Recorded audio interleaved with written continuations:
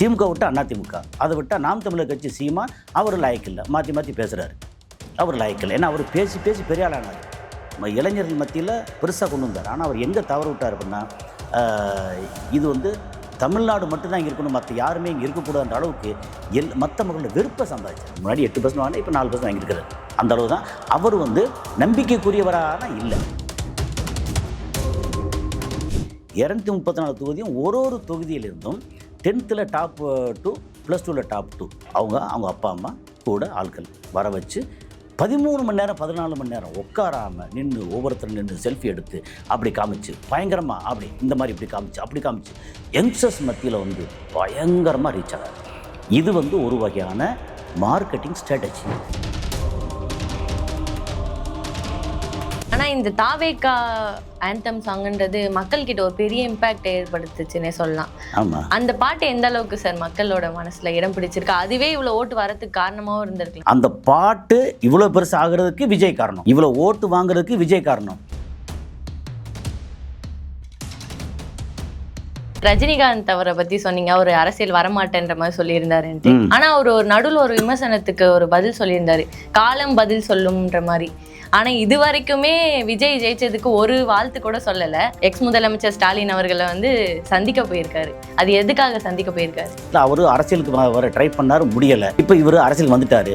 ஜனநாயகம் படம் தான் கடைசி படம் சொல்லி எல்லாம் வந்து கடைசி வரைக்கும் முடிஞ்சு போச்சு. இப்போ என்ன அரசியலில் ரஜினிகாந்த் கன்னியூ பண்ணுறாரு. அப்போ என்னதான் இருந்தாலும் நேற்று வந்த பையன் நம்மளை வந்து தாண்டி போய் நிற்கிறான்னு அந்த ஒரு இது வரத்தான் செய்யும்.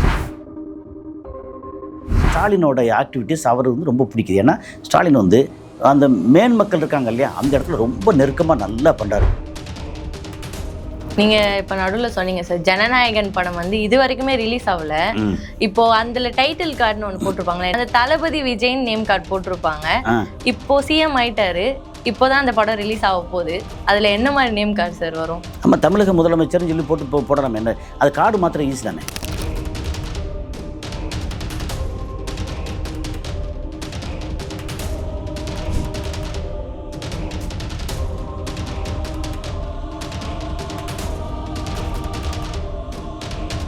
அனைவருக்கும் வணக்கம். இன்னைக்கு நம்ம நேர்காணல்ல யார் இணைந்திருக்கிறார் அப்படின்னா, அரசியல் விமர்சகர் திரு கசாலி அவர்கள் தான். வணக்கம் சார். வணக்கம் மேடம். திரைத்துறையிலேருந்து நிறைய பேர் வந்து பாலிடிக்ஸ் வந்திருக்காங்க சார். அந்த விதத்தில் வந்து இப்போ சிஎம்மா ஆயிருக்கவர் தான் விஜய் அவர்கள். அதை பற்றி கொஞ்சம் சொல்லுங்கள் சார். இது வந்து எல்லாரும் சொன்னதான், கிட்டத்தட்ட அரைச்சமாவு தான். ஆனால் என்னென்னா, சிஎம் ஆகிற அளவுக்கு வாய்ப்பு கிடைச்சது ஒன்று எம்ஜிஆர், அப்புறம் வந்து ஜெயலலிதா, அதை விட்டுருங்க. திரைத்துறையிலேருந்து அடுத்த ஒரு பெரிய வாய்ப்பு கிடைச்சது 96 ரஜினிகாந்துக்கு. ஓகே, அதை வந்து அவர் வரலை. அதுக்கப்புறம் நிறைய அந்த வரேன்னு சொல்லிகிட்டே வந்து காலம் வந்து போயிடுச்சு. அடுத்த ஒரு கிட்டத்தட்ட 30 வருஷம் போயிடுச்சு. இப்போது அப்புறம் ஒரு கட்டத்தில் வந்து கலைஞரும் இல்லை, ஜெயலலிதாவும் இல்லை, மேடம் 2 பேரும் இறந்து போயிட்டாங்களா. அப்போ வெற்றிடம் இருக்குது, நாங்கள் வரேன்னு சொல்லிட்டு ஒரு ரஜினியும் வரேன்னு சொல்லியிருந்தார். கமல் வந்து எதிர்பாராமல் திடீர்னு வந்து கட்சி ஆரம்பித்து மக்கள் நீதி மையம் அப்படின்னு ஆரம்பித்து ஒரு கிட்டத்தட்ட 5% தமிழ்நாடு முழுக்க வாங்கினார். அப்போ மக்கள் வந்து யாராவது ஒருத்தர் வந்துட மாட்டாங்களா? இப்போது திராவிட கட்சிகள் மேலே வந்து விருப்பு இருக்குன்னா கொஞ்சம் விருப்பு இருக்குது, வெறுப்பு இருக்குன்னா கொஞ்சம் வெறுப்பு இருக்குது. எப்போவுமே ஒரு சாதாரண குடும்பத்திலேயே வந்து பிள்ளைகளுக்கு வந்து தகப்பன் மேலே வந்து 100% வந்து எப்பா எங்கள் அப்பா அப்படி பிடிக்கவே செய்யாது. ஏன்னா எப்போ பார்த்தாலும் தொணை பேசிட்டே இருக்கான் அப்படின்னு சொல்லி இப்போ பேசுவாங்க. அதே மாதிரி பிள்ளைகள் மேலே பார்த்தா என்ன இப்படி வந்து ஒரு பங்கு கட்டி இது கட்டு ஒரு மாதிரி பிள்ளைங்க மாதிரி வச்சுக்கிட்டு அலையிற ஒழுங்காக படிக்க மாட்டேறா அப்படின்னு பிள்ளைங்க மேலேயும் தகப்பன் தாய் தகப்பனுக்கு குறை இருக்கும். இது எல்லா இடத்துலையும் நடக்கிறது தான். அதே மாதிரி இப்போ இங்கே வந்து திமுக, அதிமுக, அப்புறம் புதுசாக ஏதாவது வருதுன்னு பார்த்தோன்னா நாம் தமிழர் கட்சி, அது வந்து பேசி வந்தாங்க. இப்போ பேசி ஓயிறாங்க. பேச்சால் வளர்ந்த கட்சி, பேச்சால் ஏன்னா பேசுகிற விதம் இருக்குல்ல, அது அப்புறம் நடவடிக்கை. மக்கள் வந்து எல்லாத்தையும் உன்னிப்பாக பார்ப்பாங்க, ஆனால் ரியாக்ட் பண்ண மாட்டாங்க உடனே. எங்கே ரியாக்ட் பண்ணுவாங்கன்னா 5 வருஷத்துக்கு ஒருக்க வந்து அந்த முத்திரையில் குத்தும் போது தான் ரியாக்ட் பண்ணுவாங்க. அந்த அதில் வந்து பார்த்துக்கிட்டே இருக்காங்க. இதை வந்து ஏன் இந்த ஹிஸ்ட்ரி சொல்கிறோம் அப்படின்னா, இது வந்து ரஜினிகாந்துக்கு கிடைச்ச வாய்ப்பு. அடுத்து கமல் வந்து அந்த வாய்ப்பெல்லாம் பெருசாக கிடைக்கல. ஏன்னா கமலுக்கு வந்து ஒரு பெரிய அளவுக்கு மக்கள் மத்தியில் ஒரு பெருசாக நல்லா ஆட்சி பண்ணுவார்ன்ற இமேஜ் இருக்குல்ல, அந்த இமேஜ் பில்டு பண்ணது வந்து இடையில விஜயகாந்த். ஓகே வந்தார், அவர் எடுத்தோடனே 8% வாங்கினார், 10%, அப்புறம் கூட்டணி வச்சார்ல. அவர் கட்சியை வந்து எப்படி கொண்டு போகணும்னு ஒரு விஷயம் இருக்குல்ல, அந்த விஷயத்தில் வந்து குடும்பம் ரொம்ப உள்ளே வந்து அது ஒரு மாதிரி தடுமாறிடுச்சு. அப்புறம் அவருக்கு உடம்பு வேறு சரியில்லாமல் போச்சு அப்படின்னா அந்த ஹிஸ்ட்ரி அது முடிஞ்சு போச்சு. இல்லைன்னா அவர் வந்து 2016 அது மாதிரி பிரச்சனை ஜெயலலிதா மேடம் இல்லைன்னு சொன்னதுக்கப்புறம் 2017 அப்புறம் அவர் வந்து ஒருவேளை சிஎம்மாக கூட ஆயிருக்க முடியும், நல்லா இருந்திருந்தாருன்னா. 2014 கூட்டணி இல்லை, வேறு மாதிரி அவர் தலைமையில் கூட்டணி வச்சு என்னமாவது வச்சு பண்ணியிருந்திருக்க முடியும். ஸோ இந்த மாதிரி ஒரு சூழல் அவருக்கு ஒரு வாய்ப்பு இருந்துச்சு. பட் உடல்நிலை காரணம் அவர் வந்து பண்ண முடியலை. ரஜினிகாந்த் வரலை, முடிஞ்சு போச்சு. அப்போ வேறு யார் வருவா? அப்போது சினிமாவிலேருந்து தான் வரணுமா அப்படின்னு கேட்டால், நம்ம பேசுகிறது சினிமாங்கிறனால சினிமாவிலேருந்து வாய்ப்பு. சினிமா இல்லாத ஆட்கள் எத்தனை பேர் வர்றாங்க? என்னென்னா நம்ம மக்களுக்கு வந்து என்ன தேவைப்படுதுன்னா, யாராவது ஒருத்தர் சேவியர்னு சொல்லுவாங்க. எப்படின்னா நம்மளை காக்கிறதுக்கு யாராவது வரமாட்டாங்களா? சரி, இப்போது நீங்கள் வந்து திடீர்னு அன்னை தெரசா மாதிரி நான் வந்து இந்த தமிழ்நாட்டு மக்கள்லாம் காக்க போகிறேன் வந்தால் ஓகே மேடம் ஓவியா வர்றாங்க அப்படின்னு யாரும் கதற மாட்டாங்க. அப்போது உங்களுக்கு ஒரு இமேஜ் வேணும். அந்த இமேஜ் யாராருக்கெல்லாம் இருந்தது அப்படின்னா, சினிமா நடிகர்களுக்கு இமேஜ் வந்து ஈஸியாக வரும். ஏன்னா அவங்க வந்து 100 பேரை வந்து அடிப்பாங்க, சாய்ப்பாங்க, துப்பாக்கி தூக்குனாங்கன்னா எதிரிகள்லாம் விட்டு ஓடுவாங்க, பயங்கரமாக இருக்கும். அப்போ அதை பார்த்து ரசிக்கக்கூடிய மக்களுக்கு மனசுக்குள்ளே இந்த மாதிரி ஒருத்தர் வந்தால் எப்படி இருக்கும் அப்படின்னு.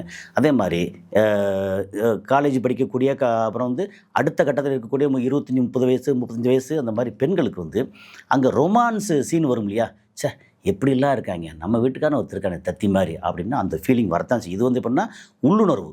அப்போ நமக்கு வந்து ஒரு ஹீரோவாக தெரிகிறது, நாளைக்கு நமக்கு வந்து நல்லது பண்ணுவாங்க அப்படிங்கிற விஷயத்த வந்து ஒரு ஹைகோர்ட்டு, சுப்ரீம் கோர்ட்டு, ஒரு ஜட்ஜோ ஒரு அட்வொகேட்டோ பொதுமக்களுக்கு கொடுக்க முடியாது. அந்த காரணத்தை சொல்ல வர்றேன். இல்லை ஒரு அக்ரிகல்ச்சரில் ரொம்ப பெருசாக ஒரு நம்மாழ்வாருமே ஒருத்தர் வந்தார்னா அவர் வந்து ஓகே நல்லது பண்ணுறாருப்பா அப்படின்னு சொல்லுவாங்கல்ல, அவர் நின்னா யாருமே ஓட்டு போட மாட்டாங்க. சரி, இது இந்த மாதிரி ஓட்டு அரசியல் இது ஒரு விஷயம். அதே மாதிரி இன்ஜினியர்ஸாக இருக்கட்டும், டாக்டர்ஸாக இருக்கட்டும், யார் வேணாலும் இருக்கட்டும். ஆனால் ஒரு நடிகருக்கு இந்த ஒரு பெரிய வாய்ப்பு என்னென்னா, தான் வந்து இதெல்லாம் பண்ணலாம் அப்படின்னு திரையில் வந்து ஏற்கனவே பொம்மையாக காமிச்சிருவாங்க.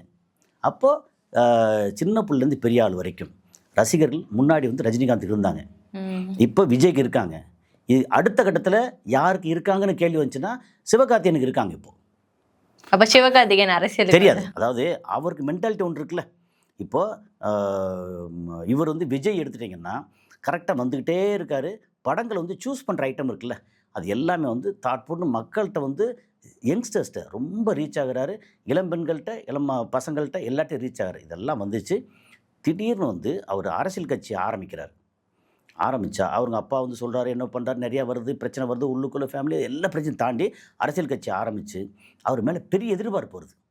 அப்படி எதிர்பார்ப்பு வரும்போது அவரை வந்து இருக்கக்கூடிய 2 பெரிய கட்சிகள் அதிமுக, திமுக ரெண்டுமே வந்து இவரை சட்டை பண்ணலை. ஆனால் இவர் எங்கே பிடிச்சார் அப்படின்னா, இவருக்கு ஓட் பேங்க் யார், 18 வயசுக்கு மேலே இருக்கணும். ஆனால் இருக்கிற பூரா 18 வயசு கீழே நிறையா இருக்காங்க. அப்போ அவங்கள பிடிச்சி, நீ எனக்கான ரெப்ரசன்டேட்டிவ், நீ போ, உங்கள் தாத்தா பாட்டி அப்பா அம்மா சித்தப்பா மாமா எல்லாத்தையுமே அடம் பிடிச்சி, நீ சாக்லேட் கேட்டு அடம் பிடிப்பே இல்லை வாங்க அப்படின்னு. அது வந்து உளவியல் ரீதியாக அவங்கள தூண்டி விடுறது. தப்பாக ரைட்டாங்கிறதெல்லாம் வேறு விஷயம். அதில் இந்த மாதிரி தேர்தல் முடிவு வர்றதுக்கு முன்னாடி அவர் என் தலைவர் தோற்றுருவாரோ அப்படின்னு கழுத்து அறுத்துக்கிட்டு படுத்த ஒரு பையனை வந்து பார்த்துருப்பீங்க. அதுக்கப்புறம் பெண்களில் வந்து எனக்கு அவர் தளபதி ஒரு வரலை அப்படின்னா, ஒரு பொண்ணு வரலை அப்படின்னா நான் வந்து உயிரோடு இருக்க மாட்டேன். அப்புறம் இங்கே பெரம்பூரில் ஒரு தொகுதியில் வந்து ஒரு பாட்டி பேத்தி 2 பேரில் வந்து பாட்டிகிட்ட வந்து நீ விசிலுக்கு தான் ஓட்டு போடணும் அப்படின்னு சொன்ன பேத்தியை வந்து அதெல்லாம் போட முடியாதுன்னு சொல்லி சண்டை போட்டு அப்படி வந்ததுக்கப்புறம் பேத்தி வந்து தற்கொலை பண்ணிக்கிடுச்சு. பெரம்பூரில் நிறைய விஷயங்கள் நடந்திருக்கு. என்னென்னா நம்ம தமிழ்நாட்டில் இல்லை இந்தியா அளவில் முக்கியமாக தமிழ்நாட்டில் வந்து சென்டிமெண்டல் இடியட்ஸ் நிறையா இருக்காங்க, எமோஷனான ஆட்கள். அதனால் சினிமா கூட வெறுமனே ட்ரையாக இருக்கிற படங்கள் ஓடாது. எமோஷன் எங்கே இருக்கோ அந்த படங்கள் அங்கங்கே எமோஷன் இருக்கும். அந்த எமோஷனான படங்கள் அத்தனையும் ஓடி இருக்கு. முழுக்க 100% எமோஷனாக வந்து கொடுத்தா இப்போ சில படங்களில் கமல் கொடுப்பார். அப்படி இல்லாமல் எங்கெங்கே வேணுமோ அங்கே எமோஷன் கொடுத்தா படம் ஓடும். எமோஷனான மக்கள் அவங்களுக்கு எங்கே டச் பண்ணால் நம்பிக்கை வரும், அந்த நம்பிக்கையை வந்து கரெக்டாக பிளான் பண்ணார். அதுக்கப்புறம் அவங்களுடைய ரசிகர்களை வந்து அப்பப்போ உள்ளாட்சியில் கலந்துக்க விட்டார். இவர் வந்து தள்ளி நின்னார், ஆழம் பார்த்தார் என்ன நடக்குது. நமக்கு ஏதோ ஒரு எதிர்பார்ப்பு, யாராவது ஒருத்தர் வந்துட மாட்டாங்களா, விஜயகாந்த் இல்லை முடிஞ்சு போச்சு. கமல் அவர் அவ்வளோதான். டார்ச் லைட்டை வச்சு முதல்ல டிவியை உடைச்சார். அதுக்கப்புறம் அந்த டார்ச் லைட்டை வந்து எடுத்து கையில் கொடுத்துட்டு நானும் உங்களோட வந்துடுறேன்னு வந்துட்டார், முடிஞ்சு போச்சு. ரஜினிகாந்த் வந்து அரசியலேருந்து எனக்கு வேண்டாம்னு ஓய்வு பெற்றார். வேறு யார்? திமுக விட்டு அதிமுக, அதை விட்டால் நாம் தமிழர் கட்சி சீமான் அவர் லாயக்கில்லை, மாற்றி மாற்றி பேசுகிறாரு. அவர் லாயக்கில்லை, ஏன்னா அவர் பேசி பேசி பெரிய ஆளானார், இளைஞர்கள் மத்தியில் பெருசாக கொண்டு வந்தார். ஆனால் அவர் எங்கே தவறு விட்டார் அப்படின்னா, இது வந்து தமிழ்நாடு மட்டும்தான் இங்கே இருக்கணும், மற்ற யாருமே இங்கே இருக்கக்கூடாதுன்ற அளவுக்கு மற்ற மக்களோட வெறுப்பை சம்பாதிச்சார். இப்போ தமிழ்நாட்டில் தமிழர்கள்னு நீங்கள் எடுத்துட்டிங்கன்னா 6 கோடி பேர் ஓட்டு போடுற, 5 கோடியே 73 லட்சம்னா 6 கோடி பேர் ஓட்டு போடுறவங்க இருக்காங்கன்னா ஒரு 2 கோடி பேராவது மற்ற ஆட்கள் இருப்பாங்க. அப்புறம் அந்த கலப்பு இருப்பாங்க, ஒரு மலையாள கலப்பு. ஏன்னா இப்போ வந்து நான் வந்து என்னோடய ஒய்ஃப் வந்து சப்போஸ் கேரளா பொண்ணாக இருந்தால் நான் வந்து இது கேரளான்னு சொல்கிறதா இல்லை தமிழ்னு சொல்கிறதா, இந்த மிக்ஸு வந்து எல்லா காலத்துலேயும் உண்டு. இப்போ சென்னை எடுத்துக்கிட்டா சென்னையில் வந்து நிறையா ஓட்டு வந்து ஆந்திரா தெலுங்கு ஓட்டு. அப்புறம் கோயம்புத்தூர் சைடு எடுத்தேன்னா இப்படி இந்த மாதிரி கலப்பு இருக்குது. இதில் வந்து பியூர் தமிழ் தான் வேணும் அப்படின்னா எல்லாம் ஒதுக்கி ஒதுக்கி சீமான் வேண்டான்ட்டாங்க. நீங்கள் வந்து சகோதரப்பேட்டைக்கு போங்க, அங்கே வந்து எங்கள் தமிழ் எப்படி பார்ப்பீங்க, பூரா மார்வாடி. மதுரையில் போங்க, சௌராஷ்டிரா, அவங்க எப்படி வந்து சீமானுக்கு ஓட்டு போடுவாங்க. அவர் இந்த ஓட்டெல்லாம் வேணான்னு முதல்ல ஒதுக்கிட்டார். ஒரு 30, 40, 50% ஆட்களும் முதலே வேண்டாம். இருக்கிற ஆட்களில் வந்து கொஞ்சம் போல் யங்ஸ்டர்ஸ் மட்டும் போடுவாங்க. அப்புறம் அவர் மேலே ஏற்கனவே அந்த பாலியல் குற்றச்சாட்டு, இந்த குற்றச்சாட்டு, ஏகப்பட்ட பிரச்சனை வந்து அவர் வந்து முடியாத அளவுக்கு. ஆனால் இந்த அளவுக்கு ஓட்டு வாங்கியிருக்கு. முன்னாடி 8% வாங்கினா இப்போ 4% வாங்கியிருக்கிறார். அந்த அளவு தான். அவர் வந்து நம்பிக்கைக்குரியவரான இல்லை இந்த திமுக அதிமுக ரெண்டையும் விட்டுட்டு. அப்போ வேறு யார் வருவா அப்படின்னு எதிர்பார்க்கும்போது கரெக்டாக வந்தார். வர்றதுக்கு முன்னாடியே என்ன பண்ணார், மிகப்பெரிய ஒரு விஷயம் பண்ணார். இந்த இப்போ 10th and +2 படித்த ஸ்டூடெண்ட்ஸ் இருக்காங்கல்ல, அவங்கள 234 தொகுதியும் அவர் செலக்ட் பண்ணது. 38 மாவட்டம் செலக்ட் பண்ணலை, 234 தொகுதியும் ஒரு தொகுதியிலிருந்தும் 10th டாப் 2 +2 டாப் 2 2 பேர் அங்கே செலக்ட் பண்ணி வச்சு. ஓகே, அப்போ எடுத்திங்கன்னா 234 தொகுதியில் × 4 அப்படின்னு எடுத்திங்கன்னா கிட்டத்தட்ட 1000 பேர் அவங்க அப்பா அம்மா கூட ஆட்கள் வர வச்சு 13 மணி நேரம் 14 மணி நேரம் உட்காராமல் நின்று ஒவ்வொருத்தரும் நின்று செல்ஃபி எடுத்து அப்படி காமிச்சு பயங்கரமாக அப்படி இந்த மாதிரி இப்படி காமிச்சு அப்படி காமிச்சு யங்ஸ்டர்ஸ் மத்தியில் வந்து பயங்கரமாக ரீச் ஆனார். இது வந்து ஒரு வகையான மார்க்கெட்டிங் ஸ்ட்ராட்டஜி. அந்த ஸ்ட்ராட்டஜியை ரொம்ப கரெக்டாக பண்ணார். அந்த இடத்துல வந்து அத்தனை பேரும் பார்த்தேன் யங்ஸ்டர்ஸ். நீங்கள் வந்து ஓட்டு போகிற 18 வயசுலேருந்து 25 வயசு வரைக்கும் பார்த்தீங்கன்னா விஜய்னா. ஆனால் இது ஏற்கனவே அவர் பண்ணியிருக்காரு தானே சார்? அவர் எங்க நடிகராக இருக்கும் போதுமே இந்த 10th +2 பெருசாக பண்ணலை. பெருசாக பண்ணலை பெருசாக எங்கே பண்ணார்? அதுக்கு முன்னாடி வந்து பண்ணதெல்லாம் அங்கங்கே நோட்டு புத்தகம் கொடுப்பேன் எல்லாம் கொடுப்பாங்க. ஆனால் இவர் கூட நின்று பண்ணது இருக்கு இல்லையா, அது வந்து 10 மணி நேரம் 12 மணி நேரம் நின்று அப்புறம் வந்தவனை ஒருத்தன் நீங்கள் வந்து சிஎம் ஆகணும், நான் வந்து இது பண்ணுறேன் அது பண்ணுறேன்னு சொல்லி அந்த செலக்ட் பண்ண இடத்துல ஜாதி பார்க்கல, மதம் பார்க்கல, எல்லாரையும் வர வச்சாங்க. இது எப்படின்னா அந்த அடிப்படை இருக்குல்ல, அவங்கள வந்து மக்கள் எதை ரசிக்கிறாங்க, எது தேவைப்படுது. அப்போ இப்போ நான் சொல்கிற காரணம் பூரா வந்து உளவியல் காரணம். இதில் 40 வயசுக்காரங்களை யாரும் கூப்பிடல. ஆனால் இந்த பசங்களோட வருவாங்கள்ல, அப்பா அம்மா வருவாங்கள்ல, அப்போ விஜய்ங்கிறது வந்து பெரிய பெரிய பெரிய மெகா ஸ்டார். ஓகே, அவரை வந்து பக்கத்தில் பார்க்குறோம், கட்டி பிடிக்கிறோம். அப்படிங்கிற இடத்துல இப்போது ஒரு பையன் அவர் வந்து அந்த விஜய் வந்து தோளோடு அணைச்சி அப்படி செல்ஃபி எடுக்கிறாங்க, கூட வந்து நானும் வர்றேன், அப்பா அம்மா நிற்கிறாங்க, அப்படி வாங்கன்னு சொல்லி அவர் தோல்லையும் கையை போட்டு அப்படின்னா வாழ்நாள் முழுக்க வந்து அப்பா விஜய் நான் வந்து பார்த்துட்டேன், கை குலுக்கினேன், கட்டி பிடிச்சேன் அப்படின்னு இருக்குல்ல பையன் பொண்ணு. அந்த இடத்துல வந்து விரசமே இல்லாத அளவுக்கு நீங்கள் பொண்ணு வந்து எப்படி பார்த்தாலும் +2 படிக்கிற பொண்ணு வந்து வயசுக்கு வந்த பொண்ணாக தான் இருக்கும். ஆனால் அந்த விஜயை கட்டி பிடிக்கும்போது சொந்த அண்ணனை கட்டி பிடிக்கிற மாதிரி அந்த இடத்துல விரசமே இல்லை. மொத்தத்து அது எங்கேயாவது 1-2 சில வந்து விமர்சனம் பண்ணியிருக்கலாம். ஆனால் விரசமே இல்லாமல் அந்த அளவுக்கு 12 மணி நேரம் 13 மணி நேரம் 15 மணி நேரம் நிற்கணும்ல, நின்று கொடுத்துட்டு அந்த இது வந்து எப்படின்னா தனக்கான அடித்தளத்தை வந்து அங்கே விதை போட்டார், மார்க்கெட் பண்ணி அப்புறம் அரசியல் கட்சி ஆரம்பிக்கிறேன்னு சொன்னோன்னா ஆரம்பித்தா இவரை பற்றி கண்ணா அப்படின்னா விமர்சனம் வருது. எந்த விமர்சனம் வந்தாலும் வர அதை பூரா வந்து என்ன பண்ண திகைச்சு நின்னார். அப்புறம் கூட்டம் போடும்போதும் விக்கிரவாண்டியில் ஆரம்பித்து எல்லா இடங்கள்லையும் அசம்பாவிதங்கள் நடந்தது. ஆனால் அவர் எதை பற்றியும் பெருசாக கண்டுக்கலை. கரூரில் நடந்துச்சு, வேறு வழி இல்லாமல் கண்டுக்கிட்டார். அப்புறம் கரெக்டாக வந்து திமுக மேலே திருப்பி விட்டார். அது எல்லாம் பக்கா பிளான், அது எல்லாம் நிறையா பண்ணாங்க. அத்தனை இடத்துலையும் சரி இப்படி பண்ணால் இது கரெக்டாக வந்துச்சு அப்படின்னா அதுக்கேற்ற மாதிரி திமுகவும் ஏகப்பட்ட ஊழல் குற்றச்சாட்டு, அப்புறம் எளிய மக்கள்கிட்ட வந்து அவ்வளோ அராஜகமாக நடந்தது. இதெல்லாம் மொத்தமாக சேர்த்து இந்த நல்லதான் பண்ணுறாங்க, இந்த நல்லதை தாண்டி எங்களுக்கு ஒரு நிம்மதியான வாழ்க்கை இல்லையா, சட்டம் ஒழுங்கு நல்லா இல்லையா, அது சொல்லி சொல்லி சொல்லி சட்டம் ஒழுங்குன்னு சொல்லி நரேட்டிவ் பெருசாக செட் பண்ணாங்க. அது செட் பண்ணுறதுக்கு அதுக்கும் பத்திரிகைகள் இருக்குது, மீடியாக்கள் இருக்குது. எது எடுத்தாலும் சட்டம் ஒழுங்கு சரியில்லை, திமுக இப்படி பண்ணுறாங்க, திமுக அப்படி பண்ணுறாங்க. மற்ற கட்சியில் நல்லா இருந்துச்சுன்னா மேடம் ஜெயலலிதா இருக்கும்போது ஸ்ட்ராங்காக இருந்தாங்க, தாட்புட்னு இருந்தாங்க, ரொம்ப ரொம்ப ஸ்ட்ராங்காக எடுத்தாங்க, நடவடிக்கை எடுத்தாங்க. அப்போ அவங்க வந்து பெட்டர், இவர் வந்து ஏதோ நலத்திட்டங்கள் சொல்கிறாரே ஒழிய ஆக்ஷன் எடுக்க மாட்டார், எதையும் வேகமாக செயல்பட மாட்டார் அப்படின்னு நிறைய இடத்துல அப்படி வரும்போது அதுக்கு மாற்றாக ஒரு மிகப்பெரிய நம்பிக்கையோட சரி நான் வந்து மாற்றத்தை கொண்டு வருவேன் அப்படின்றாரு. என்ன மாற்றம்? இவர் சொன்ன லிஸ்ட்டை படி பார்த்தீங்கன்னா ஏற்கனவே கடந்த 40-50 வருஷமாக திராவிட கட்சிகள் என்ன பண்ணியிருக்காங்களோ அதைத்தான் இவர் கொஞ்சம் எக்ஸ்டெண்ட் பண்ணியிருக்கிறார். அதில் பெரிய மாற்றம் இல்லை. இவர் கொண்டு வரணுன்னா வரக்கூடிய ஒரு முக்கியமான மாற்றம் என்னவா இருக்கலாம் அப்படின்னா, லஞ்ச ஊழல் குறைஞ்சபட்சம் 2 வருஷத்துக்கு ஒரு மினிஸ்டரும் ஒரு அதிகாரிகளும் ஒரு போலீஸ் அதிகாரிகளும் எங்கேயும் லஞ்சமே வாங்கக்கூடாது, லஞ்சம் வாங்கினா இம்மிடியட்டாக தண்டனை அப்படின்னு கொண்டு வரட்டும். மக்கள் கொண்டாடிடுவாங்க. இப்போது ஒரு உதாரணம் சொல்கிறேன். அலட்சியப்படுத்தும் போது நம்ம அதிகாரிகள் வந்து எளிய மக்கள் அலட்சியப்படுத்தும் போது மக்கள் உள்ள பொறுமை போய் கிடப்பாங்க. ஒரு முறை 2001 6 அந்த டயத்துக்குள்ளே நினைக்கிறேன், ஜெயலலிதா வந்து அரசு அதிகாரிகள் ரொம்ப ஓவராக பண்ணாங்கன்னு சொல்லி 2 லட்சம் பேர் டிஸ்மிஸ் பண்ணாங்க ஒரு டைம். எல்லாம் மக்கள் தெருவில் இறங்கி வெடி வெடித்து இனிப்பு கொடுத்து கொண்டாடினாங்க தெரியுமா? அப்போது நீ எனக்காக நீ சேவை பண்ண வந்திருக்க சேவை பண்ணக்கூடிய அரசு அதிகாரி வந்து 2 லட்சம் பேர் டிஸ்மிஸ் பண்ணிட்டாங்க. பண்ணோன்னே எல்லாம் கொண்டாடினாங்க. ஏன்னா நீங்கள் அவ்வளோ பேரும் சாதாரண மக்களுக்கு எதிராக இருந்திருக்கீங்க, சாதாரண மக்களை நீங்கள் மரியாதை கொடுக்கல, மதிக்கலை. அதாவது உங்களுக்கு எஜமானர்கள் வந்து சாதாரண மக்கள் தான் அப்படின்னு இல்லாமல் அவங்களுக்கு எஜமானர் மாதிரி நடந்துக்கிட்டு யாராவது ஆஃபீஸ்க்கு தேடி இருந்த ஒரு தாசில்தார் ஆஃபீஸோ ஒரு பத்திரப்பதிவு ஆஃபீஸோ ஒரு ஆர்டிஓ ஆஃபீஸ் எந்த ஆஃபீஸ் எங்கே போகட்டும் லஞ்சம் ஊழல் நிற்க வச்சே பேசுகிறது என்ன அப்படின்னு கேட்குறது.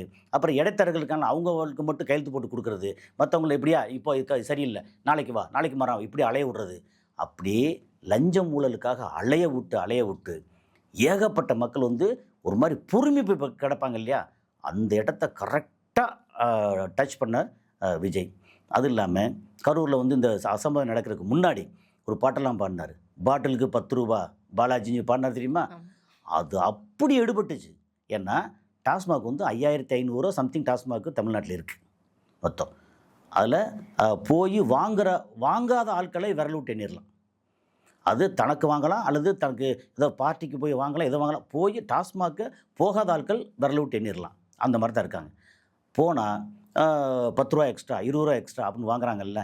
நம்ம மக்களுக்கு எப்போவுமே என்னென்னா கடையில் போய் சாதாரண ஒரு பொருள் வாங்குகிறோம், வாங்கி முடிக்கும்போது கடையில் வந்து ஒரு இலவசமாக ஒரு கருவேப்பிலை கொடுப்பாங்க, அப்புறம் கொத்தமல்லி தலை கொஞ்சம் கொடுப்பாங்க. இது கொடுத்தா அப்பா அப்படின்னு சந்தோஷம் இருக்கும். இது வந்து ஒரு உளவியல் சைக்காலஜி தான்.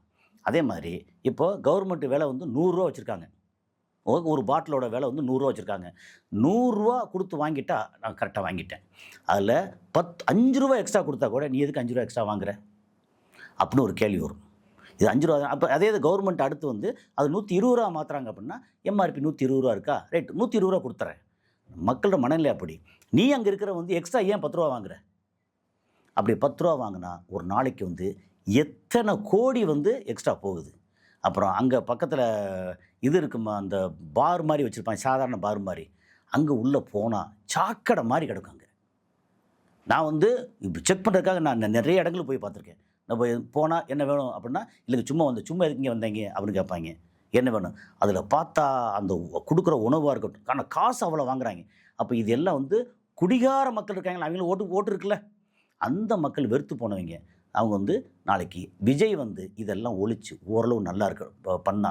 ஏன்னா ஒரு விஷயந்தான், என்ன காரணத்தை கொண்டும் நீங்கள் டாஸ்மாக்கு ஒழிக்க முடியாது. குறைக்கலாம், சீர்படுத்தலாம், வேறு ஏதாவது பண்ணலாம், ஒழிக்க முடியாது. ஒழிச்சா கள்ளச்சாரம் ஆறா பெருகும். அதை தடுக்கிறதுக்கு நீங்கள் அப்புறம் வந்து மக்களுக்கு எதிராக இது நிறைய பண்ண வேண்டியிருக்கும். இது இல்லாமல் இது வந்து ஒழுங்குபடுத்தலாம். 5000 கடைங்கிறத வந்து 2000 கடையாக மாற்றலாம், 3000 கடையை ஏதோ சம்திங் குறைக்கலாம். இதெல்லாம் செய்யலாம். அப்புறம் முறைப்படுத்தலாம். ஏன்னா வெளிநாடுகளில் நிறைய இடங்களில் முறைப்படுத்தி இருக்குது. அதே மாதிரி டாஸ்மாக் வெளியில் 10 மணிக்கு திறந்து வச்சுக்கிட்டு 10:15 வந்து வெளியில் போலீஸ்காரன் நின்று போய் பிடிக்கிறது. அப்போ நீ வந்து வராத, இதெல்லாம் செஞ்சு முதல்ல அறிவுறுத்து. சொந்த வண்டியில் போகாத, நீ ஆட்டோவில் போ, இல்லை வேறு எதாவது ரேப்பிடோவில் போ. நீ குடிக்கிறியா, குடிச்சு போட்டு வந்து ரேப்பிடோவில் வீட்டுக்கு போ. இதெல்லாம் சொல்லணும். இது வந்து துபாயில் உண்டு. நீ குடிக்க போறியா, பார்ட்டிக்கு போறியா, போ. 3 மணி வரைக்கும் அங்கே உண்டு. ஓகே, போறியா, போயிட்டு திரும்பவும் சொந்த வண்டியில் நீ வராத, நீ வந்து டாக்ஸியில் வா. ஏன்னா நீ சொந்த வண்டியில் போனால் ஆக்சிடென்ட் பண்ணுவேன், நீ குடிச்சு போட்டு வேறு ஏதாவது அப்பாவி ஆக்சிடென்ட் பண்ணுவேன். அப்போ இங்கே வந்து லஞ்சம் ஊழல் இல்லைன்னு என்ன செய்வாங்க, அப்போ நீ பிடிச்சா அங்கே வந்து ஃபைன் போடுவாங்க, தொடர்ந்து ஃபைனை போடட்டும். அதே மாதிரி இங்கே மாத கடைசி முக்கியமான நாட்களில் இந்த முக்கு டிராஃபிக்கில் அங்கங்கே வெள்ளைச்சட்டை போட்டு அடிக்கிற கொள்ளை யார், நம்ம டிராஃபிக் போலீஸ். அதை நிறுத்தணும். நீ ஃபைனை போடுறியா, மக்களுக்கு ஃபைனை போடு. அப்போ வந்து ஒழுங்காக வருவேன். ஹெல்மெட் போடலன்னா ஃபைனை போடு. இந்த மாதிரி சில விஷயங்களை கரெக்டாக ஹேண்டில் பண்ணிட்டேன்னு வைங்களேன். இப்போது நீங்கள் சொன்னது வந்து சினிமாவில் இருந்து கரெக்டாக வந்து அந்த இடத்தை, எந்த இடம் இருக்கோ அந்த இடத்துக்கு கரெக்டாக கை வச்சார், வந்து சேர்ந்துட்டார். ஏன்னா யாராவது ஒருத்தர் வரமாட்டாங்களா அப்படின்றது, இவர் என்ன செய்ய போகிறாருங்கிறது இனிமேல் தான் தெரியும். எல்லா கட்சிகள்லையும் ஒரு பாட்டுன்னு ஒன்று வச்சுருக்காங்க சார், அந்த ஆந்தம் சாங்னு சொல்லி. ஆனால் இந்த தாவேக்கா ஆந்தம் சாங்ன்றது மக்கள்கிட்ட ஒரு பெரிய இம்பேக்ட் ஏற்படுத்துச்சுன்னே சொல்லலாம். ஆமாம், அந்த பாட்டு எந்த அளவுக்கு சார் மக்களோட மனசில் இடம் பிடிச்சிருக்கு, அதுவே இவ்வளோ ஓட்டு வரதுக்கு காரணமாகவும் இருந்திருக்கலாம். அது மட்டும் இல்லை, அதாவது அந்த பாட்டு இவ்வளோ பெருசு ஆகிறதுக்கு விஜய் காரணம், இவ்வளோ ஓட்டு வாங்குறதுக்கு விஜய் காரணம். இன்றைக்கி 108 இடத்துல ஜெயிச்சிருக்காங்க, அவர் 2 இடத்துல விட்டுருங்க. அப்புறம் ஆதவர்ஜுனா, புசி ஆனந்த், அதுக்கப்புறம் ராஜ்மோகன், இவர் வந்து திருமங்கலத்தில் நின்ன இவர் நிர்மல்குமார், இப்படி வந்து ஒரு 10 பேரை விட்டாச்சுன்னா மற்ற யாரையும் அந்தந்த ஏரியாக்களுக்கு எந்த மக்களுக்கு யாருக்கும் தெரியாது. அப்படித்தானே? தெரியாமல் போட்டாங்கன்னா விஜயோட பேர் விசில், அந்த விசில் வந்து கொண்டு போய் சேர்த்தாங்கல்ல, அப்படி சேர்த்து அப்படி பண்ணதில் வந்து என்ன சொல்லுதுன்னா இவரோட பேர் இது மட்டும்தான். இதை தாண்டி வேறு எந்த ஃபேக்டரும் அங்கே கிடையாது. இதில் நீங்கள் சொல்கிறதுக்கு இதுக்கு மேலே சொல்கிறதுக்கு ஒன்றுமே இல்லை. ஏன்னா இது வரைக்கும் வந்ததெல்லாம் ஓகே தான். இனிமேல் அவர் என்ன செய்ய போகிறாருன்னு இருக்குல்ல, இப்போ நம்ம வந்து அவர் விமர்சனம் பண்ணுறதுக்கு ஒன்றுமே இல்லை. ஏன்னா இப்போ தான் இன்றைக்கி தான் விதைச்சிருக்கோம், இன்றைக்கி பிறந்த குழந்தை. அடுத்து வந்து எப்படி நடக்க போகுது, எப்படி ஓட்டப்பந்தய வீரராக போகுதா, அல்லது வந்து கம்ப்யூட்டரில் வந்து பெரிய அளவுக்கு டெக்னிக்கலாக ஆக போகுதா, அல்லது பெரிய விஞ்ஞானி ஆக போகுதா, என்ன நமக்கு தெரியாது. குழந்தை இப்போ தான் வந்திருக்கு. இது வந்து அடுத்து என்ன செய்ய போகிறாங்க அப்படிங்கிறத நம்ம பார்ப்போம். சினிமாவில் இந்த ஒரு மோட்டிவோட இப்போ இடையில வந்து அஜித்தை கேட்கும்போது அவருக்கு வந்து எனக்கு இதெல்லாம் தேவையில்லை, நான் வர்றேன், ஓட்டு போடுறேன், கரெக்டாக அப்படி காமிக்கிறேன், நான் காலைல 7 மணிக்கு 6:55 நான் ஓட்டு போட்டு நான் என்னோடய கடமையை செஞ்சுட்டு நான் வந்து கிளம்புறேன். அவருக்கு மேலே இதுக்கு வரணும் அப்படின்னா இப்போ இவர் மாதிரி ஏகப்பட்ட பேரை பார்க்கணும். டைம் வந்து நம்ம அரசியலுக்கு வந்துட்டோம்னா, அது முதலமைச்சராக இருக்கட்டும், அல்லது ஒரு சாதாரண அமைச்சராக இருக்கட்டும், அல்லது எம்எல்ஏவாக இருக்கட்டும், அல்லது வட்டச்செயலாளர் மாவட்ட செயலாளர் இருக்கட்டும், சொந்த வாழ்க்கையை வந்து நிறையா பாதிக்கும். வீட்டு குடும்பத்தோட செலவு பண்ண முடியாது, ஒன்றும் பண்ண முடியாது, பல பேரை பார்த்துக்கிட்டே இருக்கணும். சொந்த வாழ்க்கை மனைவி மக்களோட, அவருக்கு மட்டும் இல்லை, நான் சொல்ல எல்லா அரசியல்வாதிகளுக்கும். அதே மாதிரி சொந்தமாக பெரிய பிஸ்னஸ் பண்ணுறாங்கல்ல, அவங்களுக்கும் சொந்த குடும்பம் இருக்குல்ல, குடும்ப வாழ்க்கை நிறையா பாதிக்கும். பணம் இருக்கும், எல்லாம் வரும், ஆனால் குடும்பத்தோடு டைம் செலவு பண்ணுறதுக்கு டைம் கிடைக்காது. இந்த மாதிரி அரசியல் எல்லாம் உண்டு. அந்த இது இல்லாமல் அஜித் எடுத்திங்கன்னா குடும்பம், ஃபேமிலி, இதோட அப்படி அப்படியே போகிறாரு, பார்க்குறாரு, வர்றாரு, ரேஸு போகிறாரு, சினிமாவில் நடிக்கிறாரு. அப்புறம் சினிமாவில் வந்து வருஷத்துக்கு வந்து 3 படம் நடிக்கணும் அப்படிலாம் ஒன்றும் கிடையாது. 3 வருஷத்துக்கு ஒரு படம் நடித்தாலும் பரவாயில்ல அப்படின்னு அவர் ஒரு பக்கம் போயிட்டுருக்காரு. ரஜினிகாந்த் எனக்கு இது சரியாக வராது, அரசியல் சரியாக வராது, நான் வந்து நடிகன், நான் கடைசியில் நடிக்கிறேன் அப்படின்னு அவர் ஒரு ரூட்டில் போயிட்டுருக்காரு. சூர்யா எடுத்திங்கன்னா அவருக்கு அரசியல் வர்றதுக்கு ஆசை இருக்கா ஆசை இல்லைன்னு தெரியாது. ஆனால் அகரம் ஃபவுண்டேஷன் சொல்லி வச்சு சின்சியராக 8000 பேருக்கு மேலே நிறைய படிக்க வச்சுருக்கிறார். அது வந்து ஒரு நல்ல விஷயம். நீ வந்து அரசியலுக்கு வந்து தான் நல்லது செய்யுமா அப்படிலாம் இல்லை, நம்ம வந்து வராமலும் நல்லது பண்ணலாம் அப்படிங்கிறது. ஸோ இந்த மாதிரி இந்த லிஸ்ட்டு எடுத்துட்டிங்கன்னா பாக்யராஜ் அவர் ஆரம்பித்தார், அவரால் சக்சீட் ஆக முடியல, ஏன்னா இதுக்கு பெரிய செலவாகும். இப்போ இவர் விஜய் எப்படி செலவு பண்ணார், அவருக்கு செலவு பண்ணுறதுக்கு பெரிய வந்து ஒரு டீம் இருந்தது, செலவு பண்ணாங்க, அவரோட காசே நிறையா இருந்தது, எல்லாம் சேர்த்து சொந்த காசு போட்டாரா போடலைங்கிறதெல்லாம் இவன் விமர்சனம், அது நம்ம பேச வரல. ஆனால் மாநாடு நடத்துறதுக்கு எல்லாத்துக்கும் காசு வேணும்ல, அது அப்புறம் தனி ஃப்ளைட்டில் போகிறாரு வர்றாரு, எல்லாத்துக்கும் காசு, அந்த காசு பூரா வந்து யார் கொடுத்தா அப்படின்னா யார் வேணாலும் கொடுத்துருக்கலாம், சொந்த காசாக இருக்கலாம், அது பிரச்சனை இல்லை. ஆனால் அவர் செலவு பண்ணுறதுக்கு அவருக்கு தகுதி இருந்தது, செலவு பண்ணார். டி ராஜேந்தர் திடீர்னு கட்சி ஆரம்பித்தார். அவர் ஆரம்பித்து யாரோட கோவத்தில் ஆரம்பித்தார். ஆனால் டி ராஜேந்தர் வந்து கன்னியாகுமரியில் போய் நின்று அவருக்கு ஓட்டு விழுவுமான்னு தெரியாது. ஆனால் விஜய் வந்து எங்கே நின்னாலும் ஓட்டு விழுவும் அப்படிங்கிறதா இப்போ நிறுவனமாக இருக்குது. அதில் இவர் வந்து கோயம்புத்தூர் நின்னார் கமல், அவரே தோத்தார். அப்படிங்கும்போது அது எல்லாமே வந்து எல்லாம் கணக்கில் வரும். இவர் ஒருவேளை விஜய் வந்து 108 பேர் ஜெயிச்சிட்டா, 106 பேர் ஜெயிச்சிட்டாங்க, இவர் 2லையும் தோற்றுருந்தாருன்னா அப்போ அவருக்கு வந்து பெரிய சர்க்கிளாக இருக்கும். சப்போஸ் ஒரு இதில் தோற்றினா கூட சரி பரவாயில்ல, ஒரு இதில் தோத்தாங்க, இந்த மாதிரி காரணங்கள் நிறைய அலசுற மாதிரி இருக்கும். ஒரு இதில் ஜெயிச்சிட்டா ரைட் ஓகே அப்படி வந்துடும். அப்போ 2லையும் ஜெயிச்சார் அப்படின்னா ஓ இவர் தனிப்பெரும் தலைவர் தான், இவருக்கு பெரிய மாசு இருக்குது அப்படின்னு வந்துருச்சு. அதனால் இது வந்து சினிமா அதிலேருந்து வரலாம்னா வரலாம், ஆனால் அதுக்குன்னு மெனக்கடல் இருக்குல்ல, அந்த மெனக்கடல் ரொம்ப ஜாஸ்தி. ஆனால் இவர் வந்து எவ்வளோ மெனக்கட்டாரா அப்படின்னா என்னமோ மக்கள் வந்து ஒரு வெறுப்பில் இருக்காங்க அல்லது ஒரு மாற்றத்தை எதிர்பார்த்துருக்காங்க. எதுலேருந்து மாற்றம்? நல்ல இடத்துலேருந்து கெட்ட இடத்துக்கு போகிற மாற்றமா அல்லது கெட்டதுலேருந்து நல்லதுக்கு போகிற மாற்றமா அதெல்லாம் தெரியாது. ஒரு மாற்றத்தை எதிர்பார்த்தாங்க, இவர் கரெக்டாக வந்து வாய்ச்சார். குருவி உட்கார பணமில் விழுந்த கதைன்னு சொல்லுவாங்க இல்லையா, அது மாதிரி இவர் அது மாதிரி கரெக்டாக அது மாதிரி இல்லை வந்தார், தன்னை வந்து கரெக்டாக அது செட் பண்ணார், நெரேட்டிவ் செட் பண்ணார். ஒன்று டிவிக்கே, இன்னொன்று டிஎம்கே. அது வந்து திமுக வந்து தீய சக்தி, லஞ்சம் ஊழல் இருக்குது, இது பண்ணுறது மணல் கடத்தல், இது கொள்ளை, இந்த கொள்ளை, அது டாஸ்மாக் ஊழல், அப்புறம் வந்து அந்த ஒரு குடும்பம் தான் இருக்கணுமா அப்படின்னு ஏகப்பட்ட விமர்சனம் பண்ணார். அப்படியே வெறுத்து போய் பயங்கரமாக பண்ணார். அதெல்லாம் மக்கள் மத்தியில் மக்கள்கிட்ட வந்து நிறைய இடங்களில் திமுக வந்து தலைமை அவர் ஸ்டாலினாக இருக்கட்டும், உதயநிதி ஸ்டாலினை பற்றி சொல்லதாக இருந்தால் அவர் வந்து ஃபஸ்ட்டு ஸ்போர்ட்ஸ் மினிஸ்டர் ஆனார்ல, அவ்வளோ அற்புதமாக வேலை பார்த்தார். அப்புறம் துணை முதல்வர் ஆனார்ல, அவரோட பங்களிப்பு வந்து உண்மையிலே சூப்பர், அவ்வளோ பண்ணார். எந்த இடத்துல அவர் குறை சொல்லவே முடியாது. ஆனால் ஒரு விஜய் உதய் ரெண்டையும் நிறுத்தினா விஜய் 100 அப்படின்னா மக்கள் மத்தியில் உதயோட மார்க் எடுத்துனா 20% வரும். ஏன்னா இவரோட மேக்னிடியூடு வேறு. எதிர்காலத்தில் இவரோட செயல்பாடு பார்த்து மாறலாம். ஆனால் இன்றைக்கி விஜய் உதய் எடுத்தீங்கன்னா விஜயோட இதில் மேக்னிடியூடில் பார்த்தீங்கன்னா இவர் 20% தருவார். அவ்வளோதான் விஷயம். அப்போ மக்கள் மத்தியில் ஒரு நம்பிக்கையை கொண்டு வரணும், அதை கொண்டு வந்து சேர்க்கறதுக்கு ஒரு வாய்ப்பு விஜய் வந்து பிடிச்சிக்கிட்டார். அதை இதுக்கப்புறம் எப்படி கன்டினியூ பண்ண போகிறாரு இருக்குல்ல, சஸ்டெயின் பண்ணணும் இருக்குல்ல, அது என்ன பண்ண போறான்னு தெரியல. ரஜினிகாந்த் அவரை பத்தி சொன்னீங்க, அவர் அரசியல் வரமாட்டேன்ற மாதிரி சொல்லியிருந்தாருன்ட்டு. ஆனா அவர் ஒரு நடுவில் ஒரு விமர்சனத்துக்கு ஒரு பதில் சொல்லியிருந்தாரு, காலம் பதில் சொல்லும்ன்ற மாதிரி. ஆனா இது வரைக்குமே விஜய் ஜெயிச்சதுக்கு ஒரு வாழ்த்து கூட சொல்லல. எக்ஸ் முதலமைச்சர் ஸ்டாலின் அவர்களை வந்து சந்திக்க போயிருக்காரு. அது எதுக்காக சந்திக்க போயிருக்காரு? விஷயம் என்னன்னா, அவருக்கு விஜய் பிடிக்காது. ஏன்னா சூப்பர் ஸ்டார் யார் அப்படிங்கிற இடத்துல பட்டத்திலே வந்து பிரச்சனை வந்துடுச்சு. அதுக்கப்புறம் வந்து கழுகு, இந்த பறவை பறந்ததில் யார் கழுகு அப்படின்ற இடத்துலலாம் வந்து சொல்லி பிரச்சனை வந்துச்சு. அப்போது நீயா நானான்ற இடத்துல வந்து நான் இன்னும் சூப்பர் ஸ்டார் தான் அப்படின்னு அவர் நிற்கிறாரு. இல்லை நான் வந்துட்டேன் அப்படின்னு இவர் சொல்கிறாரு. அந்த இடத்துல அவர் அரசியலுக்கு வர ட்ரை பண்ணார், முடியலை. இப்போ இவர் அரசியலுக்கு வந்துட்டார். ஜனநாயகம் படம் தான் கடைசி படம் சொல்லி எல்லாம் வந்து கடைசி வரைக்கும் முடிஞ்சு போச்சு. இப்போ என்னென்னா அரசியலில் ரஜினிகாந்த் கன்னியூ பண்ணுறாரு. அப்போது என்னதான் இருந்தாலும் நேற்று வந்த பையன் நம்மளை வந்து தாண்டி போய் நிற்கிறான்னு அந்த ஒரு இது வரத்தான் செய்யும். ஏன்னா கமலுக்கு வராது. கமல் வந்து அப்படிலாம் பெருசாக நினச்சி வரல. ஆனால் அரசியல் கட்சி ஆரம்பித்தார், அப்புறம் இங்கே வந்து செட்டில் ஆகிட்டார். அப்போ இவர் வந்து ரொம்ப ஸ்டாலினோட ஆக்டிவிட்டீஸ் அவர் வந்து ரொம்ப பிடிக்குது. ஏன்னா ஸ்டாலின் வந்து அந்த மேன் மக்கள் இருக்காங்க இல்லையா, அந்த இடத்துல ரொம்ப நெருக்கமாக நல்லா பண்ணுறாரு. இவன் ஹச்ராஜா உடம்பு இல்லாமல் இப்போ 2 வாட்டி போய் பார்த்தாரு. அங்கேருந்து வந்து அமித்ஷாவோ மோடியோ கூட போய் வந்து பார்க்கல. அப்போ இவர் வந்து அந்த இடத்துல மக்கள் சாதா மக்களை போய் பார்க்குறாரு பண்ணுறாரு அப்படின்னா அதையும் கொஞ்சம் பார்க்குறாரு.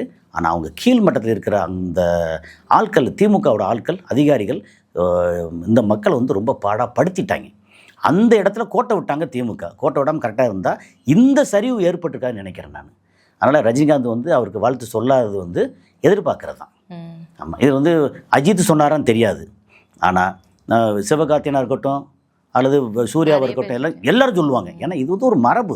ஒருத்தர் நம்ம இடத்துலேருந்து ஒருத்தர் ஜெயிச்சிருக்காரு, இல்லை தமிழ்நாட்டில் ஒருத்தர் ஜெயிச்சிருக்கிறாரு, அவருக்கு வாழ்த்து சொல்கிறது என்ன நல்லது. அப்படி பார்த்தீங்கன்னா ஸ்டாலின் வந்து வாழ்த்து சொல்லியிருக்கிறாரு.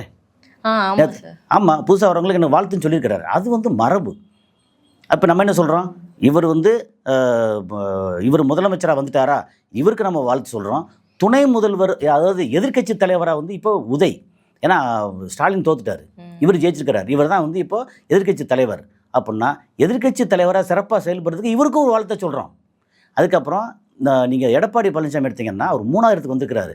ஆனால் அதிமுகவுக்கு அவர் தான் இன்னும் ஸ்ட்ராங்கான தலைமை அப்படிங்கிறது நிரூபிச்சிருக்காருல்ல, அவருக்கும் நம்ம வாழ்த்து சொல்லுவோம். தப்பெல்லாம் ஒன்றும் இல்லை. இவர் வந்து அடுத்த செயல்பாடு வந்து மக்கள் எதிர்பார்க்குற மாதிரி நீ இலவசம் கொடுக்குறீங்க, குறைக்கிறீங்க, அதெல்லாம் பிரச்சனை இல்லை, மக்கள் ஏற்றுக்குவாங்க. ஸோ இது வந்து நல்ல ஆட்சி கொடுக்கணும். அதான் பெண்களுக்கு, அப்புறம் பொதுவாக சாதாரண மக்களுக்கு சட்டம் ஒழுங்கில் ஒரு நம்பிக்கை வரணும். அது மட்டும் கொடுத்தாங்கன்னா இப்போ வந்து சினிமாவிலேருந்து சூப்பராக வந்துட்டார், அப்புறம் சொல்லி பெரிய அளவுக்கு இது பாராட்டப்படுவார் அப்படிங்கிறது. நீங்க இப்ப நடுவுல சொன்னீங்க சார், ஜனநாயகன் படம் வந்து இது வரைக்குமே ரிலீஸ் ஆகல. இப்போ அதுல டைட்டில் கார்டுன்னு ஒண்ணு போட்டிருப்பாங்களே, அந்த தளபதி விஜய்ன்னு நேம் கார்டு போட்டிருப்பாங்க. இப்போ சிஎம் ஆயிட்டாரு, இப்போதான் அந்த படம் ரிலீஸ் ஆக போகுது. அதுல என்ன மாதிரி நேம் கார்டு சார் வரும்? நம்ம தமிழக முதலமைச்சர்னு சொல்லி போடலாம். என்ன அது கார்டு மாத்திரம் ஈஸி தானே. அது கண்டிப்பா மாத்துவாங்களா அந்த படம் ரிலீஸ் ஆகும்? அது நமக்கு எப்படிங்க சொல்ல தெரியும். அந்த கம்பெனி கேவிஎன் ப்ரொடக்ஷன் இருக்குல்ல, அந்த கம்பெனி, அப்புறம் இவர் சிஎம் ஆனதுக்கப்புறம் விஜய், இவங்க எல்லாம் கூடி பேசி என்ன போடலாம், அவர் தளபதி விஜய்னு போடுறதா அப்படியே இருக்கட்டுமே அப்படின்னு விட்டாலும் விடலாம்.